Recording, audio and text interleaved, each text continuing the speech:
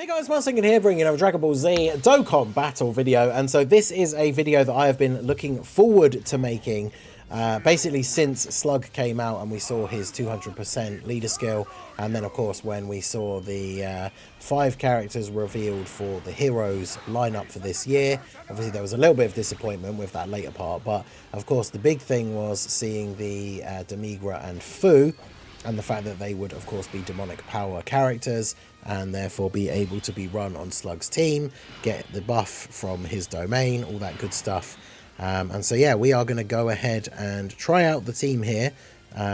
This is the build that I've settled on for, at least to try out for this run. It is basically SLUG's team with the 3 main like demonic power heroes characters that are, I would say, probably the better of the lot, right? The Demigra, Mechikabra, and then Fu.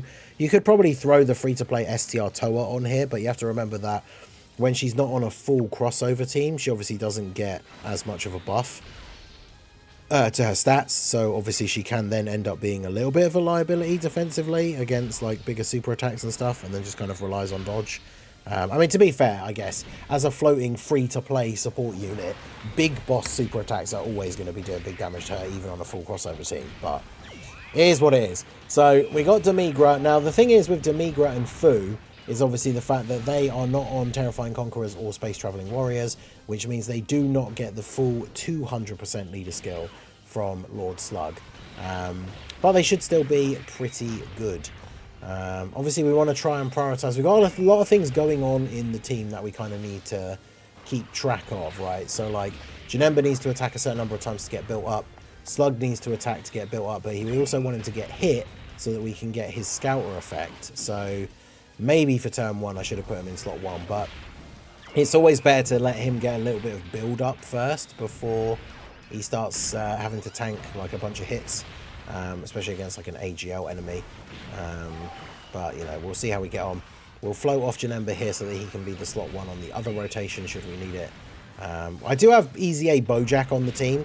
Now the thing about running Bojack is that he's not going to have guaranteed guard because we don't have enough space traveling warriors or inhuman deed allies, but early on that's fine because we'll probably end up transforming him, I would say, straight away, because he only supports SLUG on the team, because obviously no one else is a space traveling warrior, so it's not like we need him on the team for his support, right?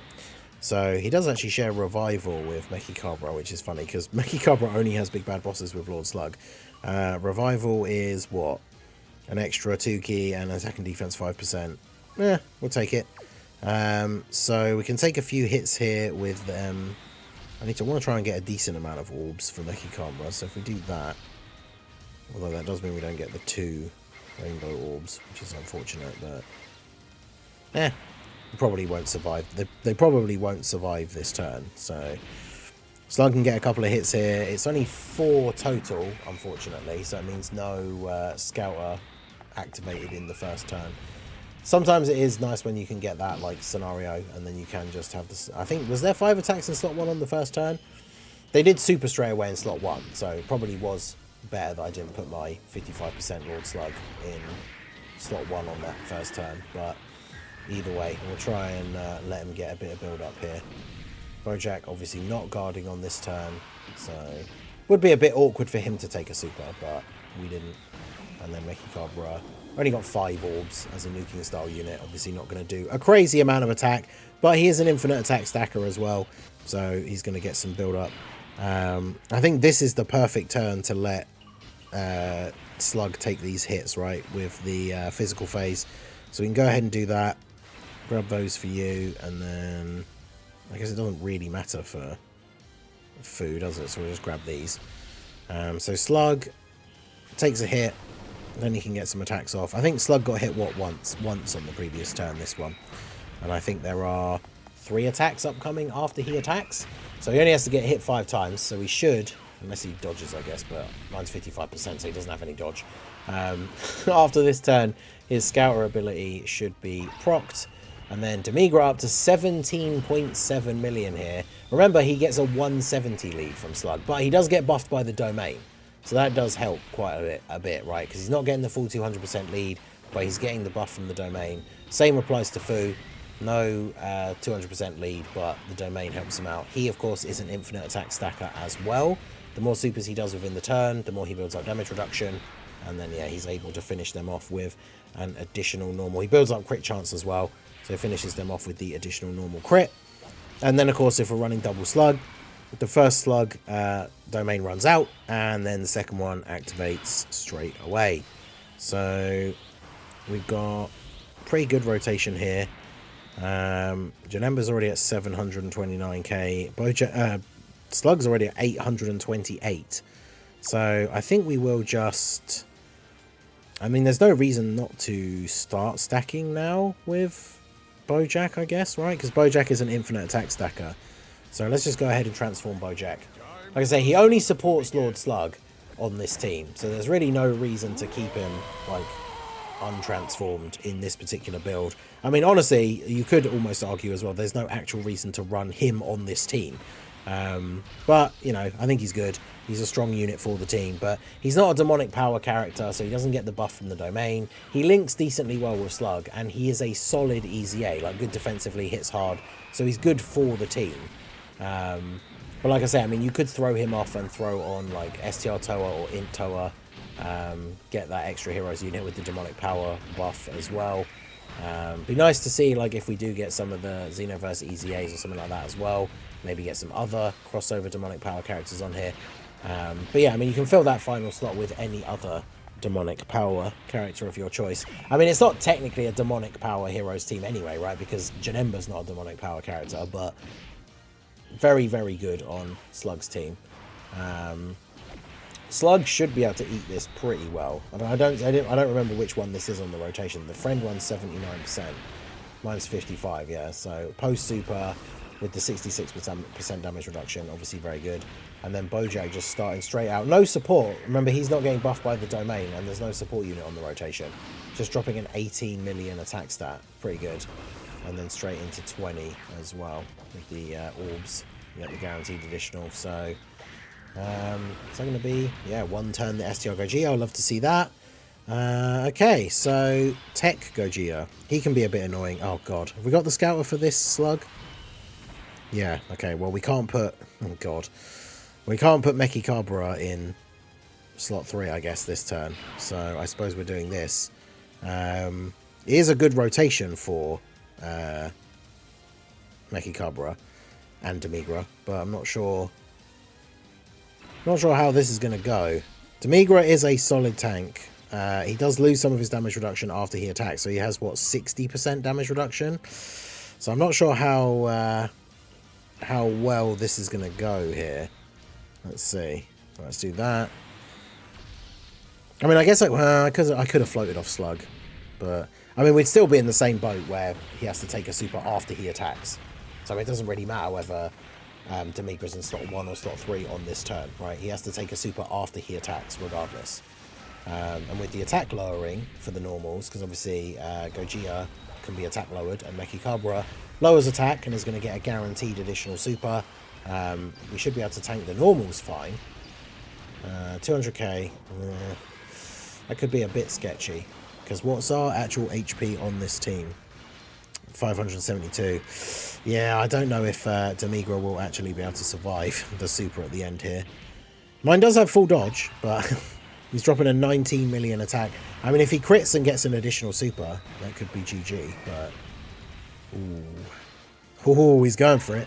20.6. Can he take him out here? Watch him live with like 1 HP. Oh, let's go! Demigra, my goat. Alright, well, unfortunately, though, that does mean we're in a bit of a spot here. Although, we should, by now...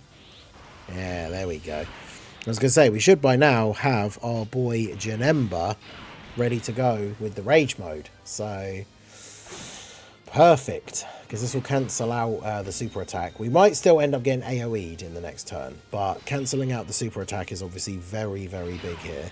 So we go ahead and do this. Try and get as many orbs as we can. Not the best, but you know, it'll do. At least we get supers in every slot. The first one, obviously the big one, is an interesting design for a rage mode, that they give him the like once only, changes the whole field, and then has the nuking style thing. Because obviously you get that one big attack stat for the first one, and then the rest are just kind of eh. But I mean, the strength and the beauty of the rage mode is the cancelling out like the abilities of the turn from the boss, and obviously you just get a free turn. You do a little bit of free damage. You can't take damage, so not going to complain too much that these follow-up attacks aren't going to be like super crazy. At least we get the crit. So I mean, if we get a crit on the final super here, I think does he guarantee crit on his supers? I can't remember in his rage mode. I always forget. But yeah, I mean, we took off a couple of bars for free. I'll take it.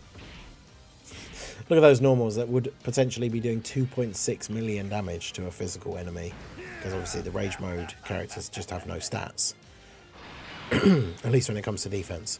So of course he's doing 2 AoEs. So what are you up to? 745k. So let's active skill with the friend Lord Slug. Giant slug time. What's wrong? Has your courage withered upon witnessing my true form? Yeah. I do love the slug active skill.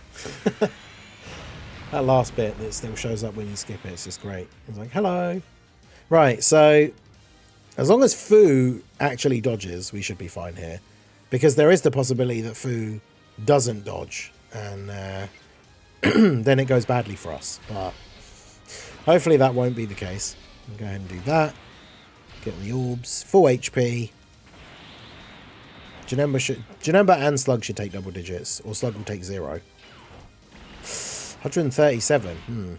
Well, as he's not going to be able to super this turn, everyone else is going to take double digits anyway. So even if he doesn't dodge the other AoE, he'll be fine.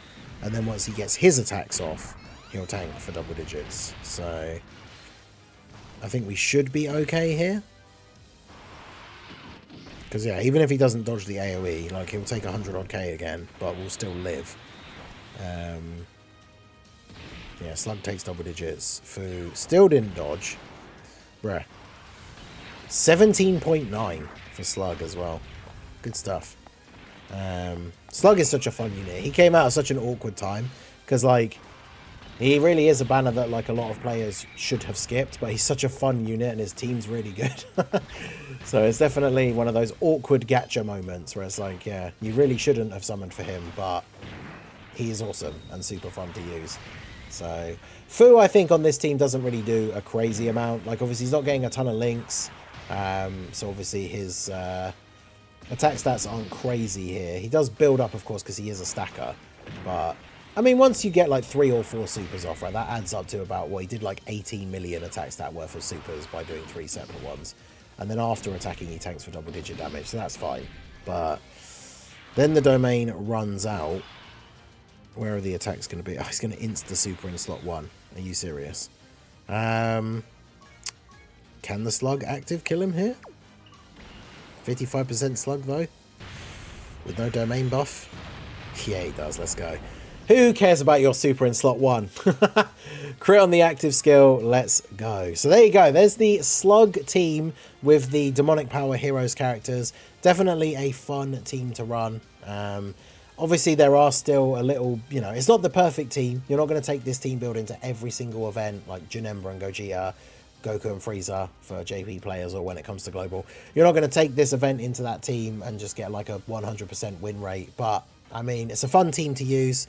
Could still use some playing around with to fix up the lineup. Maybe Bojack isn't really necessary. Could probably drop Fu for somebody else. I really do like running the rotation of like Demigra and Mechikabra, but of course Slug, not really a unit made for like floating, because he's really good. You kind of want him on rotation. So I mean, it's a fun team. You can shuffle things around, but it's a fun team to use, and that's the whole point, right? Play the game, have fun. So let me know what you guys think of the team down below. How would you build Slug's team with the Heroes units on it? Let me know your thoughts in the comment section.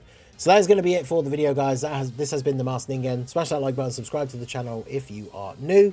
Check out the links down below, and I will see you all again soon. Have a good one.